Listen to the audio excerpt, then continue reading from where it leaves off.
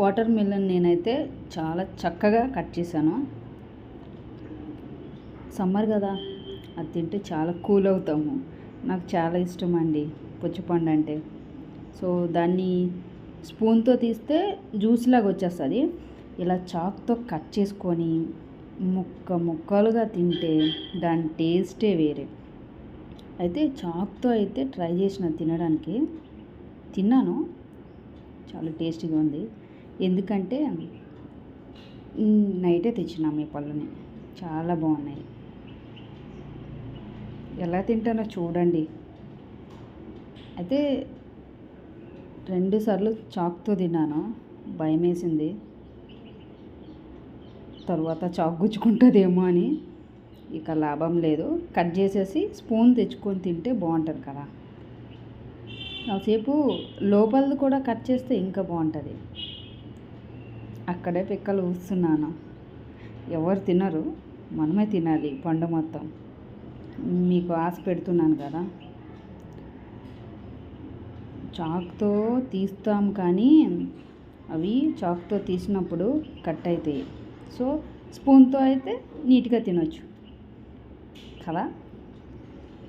ఇప్పుడు చూడండి నా కష్టాలు. ఆ రబ్బర్ బ్యాండ్ లూజ్గా ఉంది, కష్టమే లేదు, ఎంజాయ్ ఫుల్గా. తినేది నేనే కదా, సో ఎంజాయ్ చేస్తూ తిన్నాను.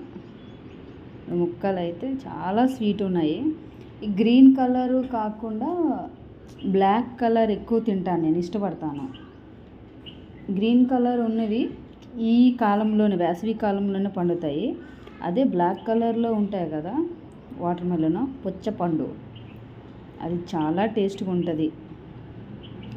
మీకు ఊరిస్తున్నాను కదా, అయినా ఊరిస్తూనే ఉంటాను మిమ్మల్ని. కొనుక్కొని తినండి, సమ్మర్ కదా, ఎండ ఎంత ఉంది తెలుసా. ఎండ మామూలుగా లేదు. ఎంత బాగుందో, చల్లగా ఉంది. అది రాలేదు, కట్ చేశాను కానీ అది రాలేదు. అంటే చాకు లోపల వరకు కట్ చేయలేదు నేను.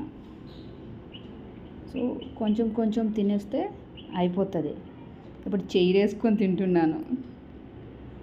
తోలి కొంచెం కొంచెం తీసాను కదా, ఈసారి మొత్తం అయిపోవాలి. స్పీడ్గా తినేస్తే ఒక పని అయిపోతుంది అనుకున్నాను, కానీ అది కట్ చేసిన వస్సలు రావట్లేదు.